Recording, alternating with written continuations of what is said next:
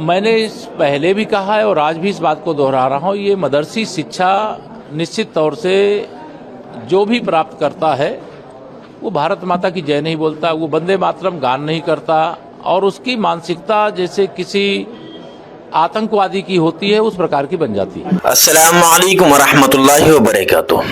मैं साजिद अबरार।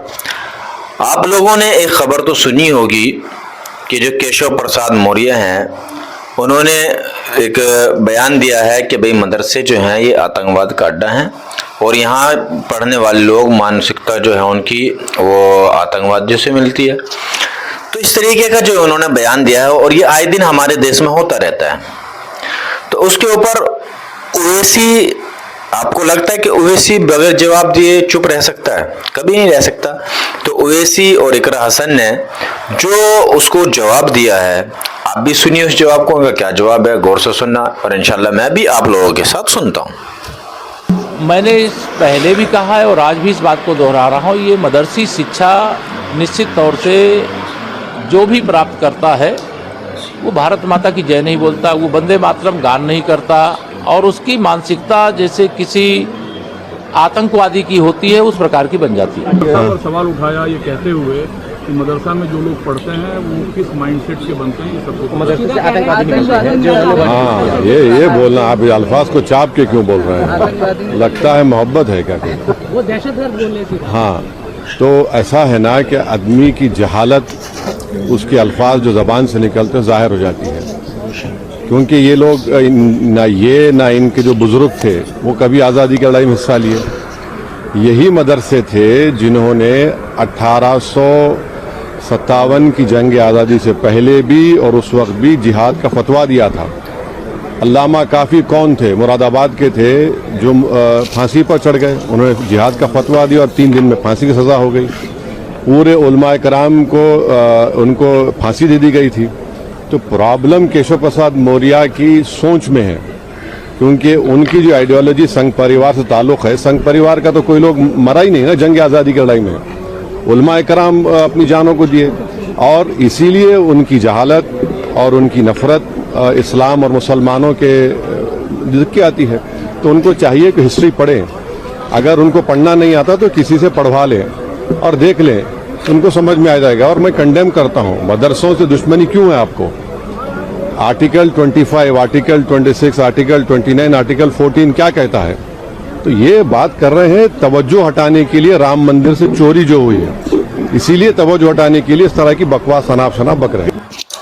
तो ये तो था ओवैसी जी का बयान। अब आगे इकरा हसन का बयान भी सुनिए, उन्होंने क्या इनको जवाब दिया है। देखिए, बिना तथ्य के कोई भी अनाप शनाप बात बोल देने से काम नहीं चलता है। देश में कानून है, सारी व्यवस्था मौजूद है। अगर कोई ऐसी उन्हें कहीं की गतिविधि मालूम पड़ी है उनकी जानकारी में, तो सरकार में, केंद्र में भी वो है और राज्य सरकार में भी वो है, तो वो कार्रवाई भी करवाने के सक्षम है। लेकिन सिर्फ एक अनाप शनाप बात बोल देने से किसी एक धर्म के लोगों के जो भावनाओं को आहत करने का और नफरत की राजनीति फैलाने का काम जो भाजपा की सरकार करती है, तो उसे उससे बाज आ जाना चाहिए। अब सीख ले लेनी चाहिए कि जनता उनके सारे हथकंडों को, प्रोपेगेंडा को पहचान चुकी है। अब देश का युवा जवाब चाहता है। ना तो होम मिनिस्टर आ रहे हैं जवाब देने के लिए, ना प्राइम मिनिस्टर आ रहे हैं। दिल्ली में रहते हुए जनता का इतना लाखों करोड़ों का रुपया रोज खर्च होता है ये सदन चलाने में, वीडियो बना के इंस्टाग्राम पे वायरल करने में प्रधानमंत्री जी ज्यादा दिलचस्पी ले रहे हैं,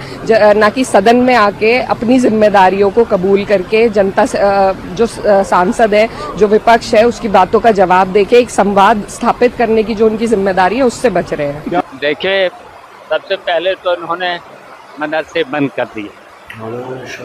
ये देखिए, मदरसों में जो लड़के पढ़ते थे उनकी पढ़ाई न हो सकी और जिनको नौकरी देना थी वो भी बेरोजगार रहे। और सबसे बड़ी बात है कि जितने भी आतंकवादी ये भाजपा के कार्यालय, भाजपा के घरों में ट्रेनिंग दी जाती है और ये सदन को लंबा बुलाना नहीं चाहते हैं। हम चाहते हैं कि कम से कम 2 हफ्ते सदन चलाएं, जिससे हमारे सब विधायकों की समस्याएं, देश की सभी समस्याएं, चढ़ावा चोरी से लेकर के, धंधा चोरी से लेकर के किसानों की समस्याओं को लेकर के नौजवानों की जितनी भी समस्याएं हैं, वो सब लोग आ जाए। ये ऐसा है कि उसको इग्नोर कर दिए गए हैं, अपने ही क्षेत्र में हरा दिए गए हैं, उनके कहीं पकड़ नहीं रह गई, इसलिए वो परेशानी में इस तरह से बातें, निराधार बातें करते हैं। बहुत दुर्भाग्यपूर्ण है कि ये वैमनस्यता और तुष्टीकरण की राजनीति से अपने आप को उबार नहीं पा रहे। मेरा उनको ये सुझाव है कि ये तुष्टीकरण की राजनीति से उबरकर वास्तविकता पर आए, क्योंकि इस देश में चाहे हिंदू हो, चाहे मुसलमान हो, चाहे सिख हो या ईसाई हो, इस देश को स्वतंत्र कराने में हर एक व्यक्ति का हाथ था और हर एक ने अपना बलिदान भी दिया, योगदान भी दिया है। तो ऐसे कहीं ना कहीं कहने से लगता है मुझे कि जो हमेशा भारतीय जनता पार्टी का मुद्दा रहता है कि हिंदू और मुसलमान को बांटो, तो वही काम जो है मौर्य जी अपने वक्तव्य में कह रहे हैं। आरएसएस के शाखा में जो पले बढ़े हैं, शिक्षित हो रहे हैं, वो जरूर आतंकवादी हैं। मदरसा के बारे में तो डाउट नहीं है, लेकिन ये जरूर आतंकवादी हैं। ये जहर फैलाते हैं, आरक्षण विरोधी बात करते हैं, एक कम्युनिटी से दूसरी कम्युनिटी को लड़ाने कर सकते हैं। तो असली लेबोरेटरी देश विरोधी आरएसएस की है। केशव मौर्य जी अनपढ़, गंवार और जहालत भरा ये बयान दिया। केशव मौर्य जी व्हाट्सएप यूनिवर्सिटी के पढ़े हैं। हमें ऐसा लगता है केशव मौर्य जी को जानकारी नहीं है कि मौलवी और मौलानाओं ने किस तरीके से जंग आज़ादी में अपना योगदान दिया था। 1857 की जंग आज़ादी में कोई दिल्ली से लेके मेरठ तक का और लखनऊ से लेके कानपुर तक का लोग बताते हैं कोई एक भी पेड़ ऐसा नहीं था जिसमें अंग्रेजों ने मौलवियों को और मौलानाओं को न टांगा। आतंकवाद की फैक्ट्री कहने वाले लोग आज की डेट में अगर पलट करके शिशु मंदिर आतंकवाद की फैक्ट्री है ये सुन लें तो कैसा लगेगा।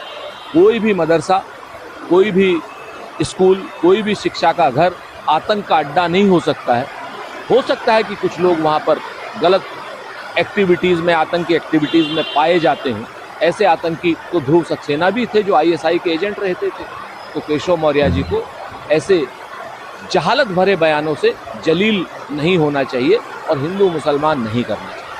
केशव मौर्य के बयान पर मौलाना अतर नकवी ने हमला बोला है। उन्होंने कहा कि मदरसे को आतंकवाद से जोड़ना नफरत की राजनीति की तरह करता है। साथ ही उन्होंने कहा कि जिन पुरुषों ने अंग्रेजों से माफी मांगी है वो आज मदरसे पर आवाज उठा रहे हैं। बिल्कुल सही कहा। मैं मदनी जी के इस बयान से सहमत हूँ कि केशव मौर्य जी जिस संघ से, जिस विश्व हिंदू परिषद से या जिस भारतीय जनता पार्टी से आते हैं, उनके पुरखों ने अंग्रेजों की दलाली की, पेंशन ली और जो है कहीं ना कहीं चाटुकारिता की।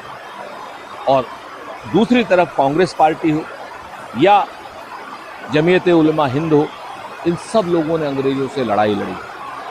आज की डेट में जिन जिन लोगों ने अंग्रेजों से लड़ाई लड़ी है उन पर ये माफी वीर लोग जिस तरीके से हमला बोलते हैं वो एकदम निंदनीय है। ये सिर्फ और सिर्फ हिंदू मुसलमान करने के लिए ऐसी कुत्सित प्रयास कर रहे हैं।